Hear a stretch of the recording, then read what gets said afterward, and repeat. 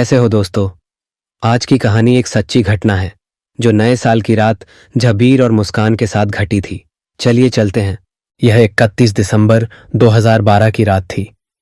हैदराबाद के अफीफिया engineering college में BTech अंतिम वर्ष के छात्र जबीर ने अपने दोस्तों के साथ जुबली हिल्स में एक शानदार पार्टी में नया साल मनाया था। हवा हंसी, संगीत और गिलासों की खनक से भरी हुई थी और हर कोई 2013 की उल्टी गिनती कर रहा था। जबीर अपनी बेशकीमती निंजा जेरेक्स 10R पर सवार होकर उत्सव के बाद सिकंदराबाद में अपने कमरे में वापस जाने का फैसला किया। सड़कों पर अजीब तरह से सन्नाटा था। शहर अभी भी जश्न से उबर रहा था। जब वह जुबली हिल्स की मंद रोशनी वाली सड़कों से गुजर रहा था तो उसने एक लड़की को टिमटिमाते स्ट्रीट लैंप के नीचे अकेली खड़ी देखा। वह बेहद खूबसूरत थी, आधुनिक पोशाक पहने हुए थी। लड़की पहले तो झिझक रही थी, लेकिन आखिरकार जबीर के इस बात पर सहमत हो गई कि इस समय उसका अकेले रहना सुरक्षित नहीं है। उसने अपना नाम मुस्कान बताया। उसने बताया कि वह दोस्तों के साथ एक पार्टी में गई थी, लेकिन उनसे बिछड़ गई थी। उसका घर सिकंदराबाद में था, वही जगह जहां जबीर जा रहा था। जैसे जैसे वे आगे बढ़ रहे थे, उनमें बातचीत होने लगी। मुस्कान मृदुभाषी और रहस्यपूर्ण थी। उसके शब्दों में एक अजीब, लगभग उदासी भरा लहजा था। उसने अपने जीवन, अपने सपनों और शहर के प्रति अपने प्यार के बारे में बात की। जबीर ने पाया कि वह उससे मोहित हो गया है। जब वे सिकंदराबाद पहुंचे तो जबीर ने एक शांत गली के पास बाइक रोकी। वह अलविदा कहने के लिए मुड़ा, लेकिन उसे आश्चर्य हुआ कि मुस्कान जा चुकी थी। उसके पीछे की सीट खाली थी। उसने घबराहट में इधर उधर देखा, लेकिन उसका कोई पता नहीं था। ऐसा लग रहा था जैसे वह हवा में गायब हो गई हो। उलझन और घबराहट में जबीर अपने कमरे में वापस आ गया। वह उस भयानक मुठभेड़ को भूल नहीं पाया। अगले कुछ दिन जबीर के लिए धुंधले थे। वह मुस्कान के बारे में सोचना बंद नहीं कर सकता था। उसे बुरे सपने आने लगे, स्पष्ट सपने जिसमें वह उसे उसी स्ट्रीट लैंप के नीचे खड़ा देखता। उसकी आंखें दुख से भरी हुई थीं। वह हर दिन उसी रास्ते से जाने लगा, उसे फिर से देखने की उम्मीद में, लेकिन वह कहीं नहीं मिली।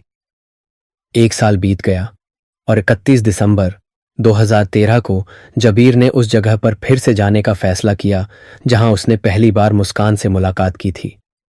उसे आश्चर्य हुआ कि वह फिर से वहां थी, उसी स्ट्रीट लैंप के नीचे खड़ी, वही ड्रेस पहने, बिल्कुल वैसी ही दिख रही थी जैसी वह एक साल पहले थी।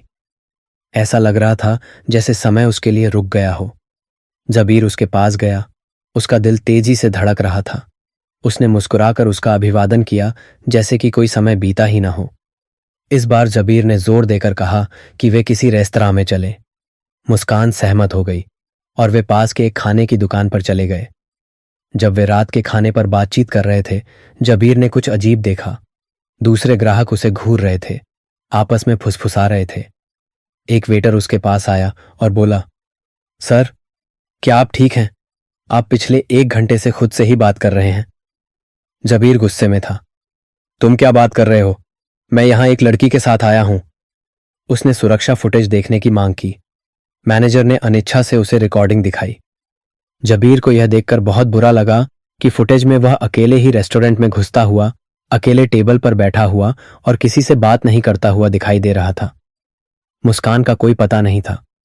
घबराया हुआ जबीर उसे ढूंढने की उम्मीद में वॉशरूम की ओर भागा, लेकिन वह खाली था। वह टेबल पर वापस आया। उसका दिमाग घूम रहा था। क्या हो रहा था? क्या वह अपना दिमाग खो रहा था? एक और साल बीत गया और मुस्कान के प्रति जबीर का जुनून बढ़ता गया। 31 दिसंबर 2014 को वह सच्चाई को उजागर करने के लिए उसी जगह पर वापस आया। जैसी कि उम्मीद थी, मुस्कान वहां थी, बिना किसी बदलाव के, मानो समय में जम गई हो। इस बार जबीर ने उससे सवाल किया, मुस्कान, क्या हो रहा है? तुम सिर्फ इसी दिन क्यों दिखाई देती हो? तुम बूढ़ी क्यों नहीं होती? उसने पूछा। उसकी आवाज कांप रही थी। मुस्कान ने उदास आंखों से उसकी ओर देखा। जबीर, मैं वह नहीं हूं जिसे आप सोच रहे हैं। मैं आपसे संपर्क करने की कोशिश था, ताकि मैं आपको सच्चाई बता सकूं। उसने अपनी कहानी बताई। 31 दिसंबर 2004 को मुस्कान उसी सड़क पर अपने प्रेमी का इंतजार कर रही थी जब उसे एक गिरोह ने अगवा कर लिया था। उन्होंने उसकी बेरहमी से हत्या कर दी थी और उसके शव को ठिकाने लगा दिया था। तब से उसकी आत्मा फंसी हुई थी, आगे बढ़ने में असमर्थ थी। वह किसी ऐसे व्यक्ति को खोजने की कोशिश कर रही थी जो उसे न्याय दिलाने में मदद कर सके। जबीर का दिल टूट गया था। उसने उसकी मदद करने की कसम खाई। मुस्कान ने उसे 2 नाम और एक विभाग का नाम दिया जहां गिरोह काम करता था। जबीर ने गिरोह का पता लगाने के लिए साइबर सेल में काम करने वाले अपने दोस्त मुश्ताक की मदद ली। जबीर और मुश्ताक ने एक योजना बनाई। उन्होंने 31 दिसंबर 2015 को जबीर की दोस्त सुषमा को उसी चौराहे पर खड़े होने के लिए कहा। उम्मीद है कि गिरोह उसे निशाना बनाएगा। जैसा कि अनुमान था, गिरोह ने सुषमा का अपहरण कर लिया, लेकिन इस बार जबीर और पुलिस तैयार थे। उन्होंने गिरोह का पीछा किया, सुषमा को बचाया और अपराधियों को गिरफ्तार कर लिया। पूछताछ के दौरान गिरोह ने 2004 में मुस्कान की हत्या की बात कबूल की। उन्हें मृत्युदंड दिया गया और मुस्कान की आत्मा को आखिरकार शांति मिली। पिछले कुछ सालों में जबीर को मुस्कान की आत्मा से प्यार हो गया था। हर नए साल की पूर्व संध्या पर वह मुस्कान को आखिरी बार देखने की उम्मीद में उसी जगह जाता था, लेकिन गिरोह की गिरफ्तारी के बाद वह फिर कभी नहीं दिखी। उसे देखने के लिए बेताब जबीर शिमला गया, जहां उसकी मुलाकात एक बूढ़ी औरत से हुई जो आत्माओं से संवाद करने की अपनी क्षमता के लिए जानी जाती थी। उस महिला ने मुस्कान की आत्मा को बुलाया और जबीर ने उससे अपने प्यार का इजहार किया। उसने कहा, काश हम साथ होते। उसके चेहरे पर आंसू बह रहे थे। मुस्कान की आत्मा ने जवाब दिया, शायद किसी और जन्म में जबीर, लेकिन मेरा समय यहाँ खत्म हो गया है। जबीर जब शिमला से निकला तो उसे एक फोन आया जिसमें बताया गया कि सुषमा अचानक बीमार होने के बाद कोमा में चली गई है। वह दुखी होकर हैदराबाद लौट आया। शिमला में उस बूढ़ी औरत ने उसे एक अजीब सुझाव दिया था। अगर तुम मुस्कान से सच्चा प्यार करते हो तो उसकी आत्मा सुषमा के शरीर में निवास कर सकती है, लेकिन तभी जब सुषमा की आत्मा चली गई हो। जबीर परेशान था, लेकिन हताश था। उसने एक अनुष्ठान किया और उसे आश्चर्य हुआ कि सुषमा जाग गई, लेकिन वह अलग थी। उसके हाव भाव, उसकी आवाज, यहां तक कि उसकी यादें भी अब मुस्कान की थीं। ऐसा लग रहा था जैसे मुस्कान ने सुषमा के शरीर में पुनर्जन्म लिया हो। जबीर और सुषमा, अब मुस्कान, ने एक साथ एक नई जिंदगी शुरू की। उन्होंने शादी कर ली और खुशी खुशी रहने लगे। हालांकि जबीर अक्सर सोचता था कि उसने जो किया है उसकी नैतिकता क्या है। सुषमा के परिवार ने उसमें बदलाव देखा, लेकिन इसे चमत्कार के रूप में स्वीकार कर लिया। हर नए साल की पूर्व संध्या पर जबीर और मुस्कान उस जगह पर जाते थे जहां वे पहली बार मिले थे। अब यह खट्टी मीठी यादों का स्थान है। मुस्कान मुस्कुराती और कहती, जबीर, मुझे जीवन में दूसरा मौका देने के लिए धन्यवाद। लेकिन अंदर ही अंदर जबीर सच्चाई जानता था। उसने एक सीमा पार कर ली थी और उसके कार्यों के परिणाम उसे हमेशा परेशान करेंगे। मुस्कान की आत्मा को शांति मिल गई थी, लेकिन जबीर की आत्मा अब एक रहस्य से बोझिल हो गई थी जिसे वह कभी साझा नहीं कर सकता था। सालों बाद एक शांत रात में जबीर ने सुषमा को खिड़की के पास खड़े होकर चांद को घूरते हुए देखा। वह उसकी ओर मुड़ी। उसकी आंखें फीकी चमक रही थीं और फुसफुसाते हुए बोली, क्या तुम्हें लगता है कि हम किसी और जन्म में फिर मिलेंगे जबीर? वह स्तब्ध रह गया। यह सुषमा की आवाज नहीं थी, यह मुस्कान की आवाज थी। जबीर का दिल जोर से धड़क रहा था। हवा भारी हो गई और उसकी रीढ़ की हड्डी में ठंडक दौड़ गई।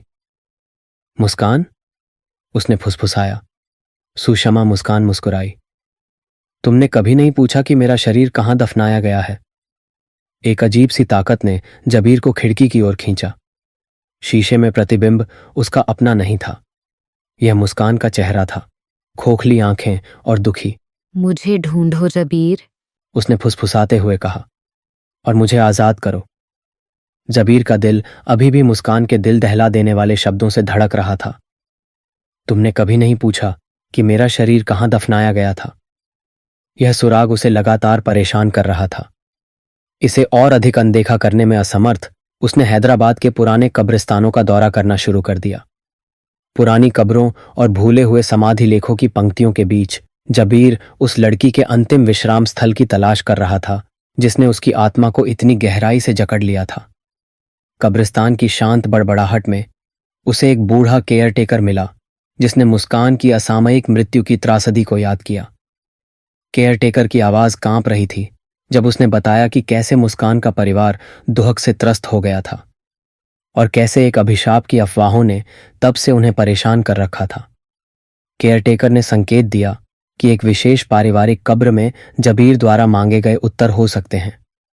दृढ़ निश्चयी जबीर ने मुस्कान के परिवार के जीवित सदस्यों की तलाश की। उसकी खोज उसे शहर के बाहरी इलाके में एक मामूली पैतृक घर तक ले गई। वहां एक बुजुर्ग महिला जिसने खुद को मुस्कान की मौसी बताया ने परिवार के दर्दनाक इतिहास के बारे में बताया। उसने बताया कि एक बार खुशहाल घर विश्वासघात और एक साजिश के कारण बिखर गया जिसने मुस्कान की जिंदगी छीन ली। मंद रोशनी वाले कमरे में पुरानी तस्वीरों और पीले पड़ चुके पत्रों के बीच जबीर को एक फीकी डायरी मिली। मुस्कान के नाजुक हाथों से लिखी गई प्रविष्टियों में प्यार, विश्वासघात और एक छिपे हुए खतरे के रहस्य उजागर हुए जो उसके सबसे करीबी लोगों में भी छिपे हुए थे। एक अंश में एक गद्दार का संकेत था, एक ऐसा व्यक्ति जिसे उसकी देखभाल सौंपी गई थी, जिसने अंधेरे को अपने कब्जे में ले लिया था। इस रहस्योद्घाटन ने जबीर के संकल्प को और मजबूत कर दिया। वह न्याय मिलने तक हर रहस्य को उजागर करेगा। नए सबूतों से लैस जबीर ने परिवार और स्थानीय जांचकर्ताओं के साथ मिलकर काम किया। उनकी खोज उन्हें हैदराबाद के अंधेरे में ले गई, जहां भ्रष्टाचार और अपराध एक दूसरे से जुड़े हुए थे। देर रात तक अंधेरे गलियों और गुप्त अभिलेखागार में होने वाली बैठकों ने उच्च पदस्थ अधिकारियों से जुड़े एक आपराधिक नेटवर्क की भयावह तस्वीर पेश की। मुस्कान की हत्या के लिए जिम्मेदार गिरोह के बचे हुए लोग अभी भी सक्रिय थे। उनका प्रभाव दूर दूर तक फैला हुआ था।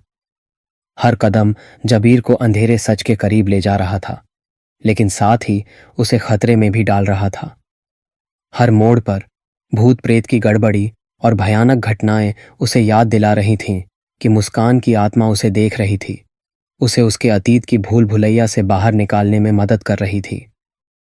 नए साल की पूर्व संध्या पर जब शहर एक और शुरुआत का स्वागत करने के लिए तैयार था, जबीर ने खुद को एक बार फिर कब्रिस्तान की ओर खींचा।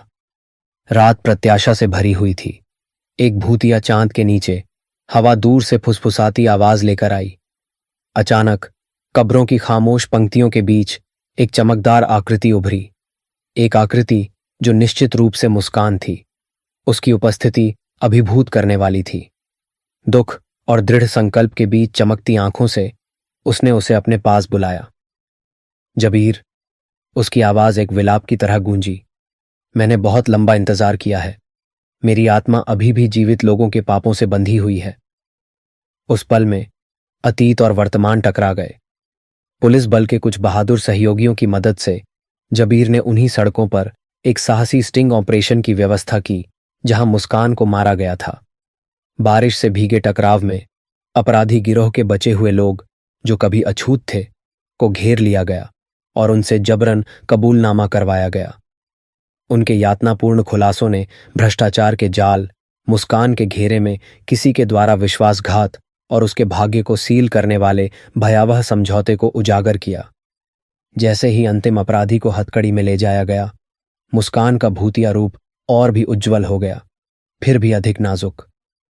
कब्रिस्तान में अकेली खड़ी वह कृतज्ञता और गहरे दुख के मिश्रण के साथ जबीर की ओर मुड़ी। मेरी पीड़ा समाप्त हो गई है, लेकिन मेरी आत्मा तब तक फंसी रहेगी जब तक कि मेरा सच सभी को पता न चल जाए, उसने बड़बड़ाया। एक चरमोत्कर्ष अनुष्ठान में जिसमें नए मिले सबूतों को उसके परिवार द्वारा दिए गए एक प्राचीन मंत्र के साथ जोड़ा गया, जबीर और पुराने कार्यवाहक ने अंतिम संस्कार किया। जैसे ही उन्होंने मंत्रोच्चार किया, हवा गरजने लगी और जमीन कांपने लगी।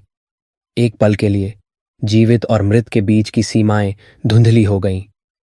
मुस्कान की आत्मा आगे बढ़ी, जब्बीर के पास पहुंचने पर उसका रूप लगभग मूर्त गुणवत्ता वाला हो गया। कांपते हाथों से उसने हाथ आगे बढ़ाया और मुस्कान ने अपना ठंडा भूतिया हाथ उसके गाल पर रख दिया। धन्यवाद जबीर, मुझे शांति देने के लिए, उसने फुसफुसाते हुए कहा। जैसे जैसे मंत्र अपने चरम पर पहुंचा, उसका रूप झिलमिलाने लगा और नियति की हवाओं में बहते हुए फीका पड़ने लगा। उस भयावह रात के बाद कई महीने बीत गए और हालांकि मुस्कान का भूत गायब हो गया था, लेकिन उसकी कहानी के निशान जबीर के दिल में बने रहे। फिर भी नियति ने एक आखिरी मोड़ रखा था। एक धुंधली शाम, उसी घर में जहां मुस्कान का परिवार अभी भी रहता था, जबीर को पुरानी यादों और फीके चित्रों से भरे एक शांत कमरे में ले जाया गया। वहां एक खिड़की के पास एक युवती खड़ी थी, जिसके चेहरे मोहरे मुस्कान से कुछ हद तक मिलते जुलते थे। सतर्क कदमों से जबीर उसके पास पहुंचा। महिला मुड़ी और एक पल के लिए ऐसा लगा जैसे समय थम गया हो। यह मुस्कान थी, जीवित, मांस और रक्त, फिर भी एक अलौकिक चमक के साथ जो सामान्य से अलग थी। पुनर्मिलन अवास्तविक था। धीमी आवाज में उसने बताया कि इस अनुष्ठान ने न केवल उसकी आत्मा को मुक्त किया है, बल्कि उसे जीवन का दूसरा मौका दिया है। मैं अपने अतीत की गूंज के माध्यम से पुनर्जन्म ले चुकी हूं, जबीर, उसने धीरे से कहा। और अब उन लोगों की कृपा से जिन्होंने मेरी सच्चाई पर विश्वास किया, मैं आखिरकार तुम्हारे बीच रह सकती हूं। जबीर की आंखों में आंसू आ गए जब उसने उसे गले लगाया। अतीत का अभिशाप हट गया था और मुस्कान, वह लड़की जो कभी रात में गायब हो गई थी, एक लंबे समय से दुख में डूबे परिवार के टूटे हुए बंधनों को जोड़ने के लिए वापस आ गई थी। इन घटनाओं के मद्देनजर जबीर और मुस्कान अब वास्तव में एक हो गए हैं, ने खोए हुए लोगों की यादों का सम्मान करने और भ्रष्टाचार के अवशेषों से लड़ने की शपथ ली, जिसने कभी उसके अस्तित्व को परेशान किया था। हर नए साल की पूर्व संध्या पर वे कब्रिस्तान में शोक मनाने के लिए नहीं, बल्कि लचीलेपन, न्याय और प्रेम की शाश्वत शक्ति के प्रमाण के रूप में जाते थे। फिर भी रात के सन्नाटे में, जब भोर की पहली किरण क्षितिज पर छा रही थी, जबीर को कभी कभी हवा के साथ एक हल्की फुसफुसाहट सुनाई देती थी। एक कोमल अनुस्मारक कि जीवन और मृत्यु के बीच की सीमाएं कभी पूरी तरह से अलग नहीं होती हैं। जब तक हम फिर से नहीं मिलते, यह कहता था, एक ऐसे प्यार के वादे को दोहराते हुए जो समय को भी चुनौती देता है। मुझे उम्मीद है कि आपको यह रोमांचक कहानी इतनी पसंद आई होगी कि आपकी पसंद मुझे और वीडियो बनाने के लिए प्रोत्साहित करती है। और शेयर और सब्सक्राइब करें। मुझे कमेंट करें कि आपको कौन सी डरावनी कहानियां पसंद हैं। अगले वीडियो में मिलते हैं। अपना ख्याल रखें।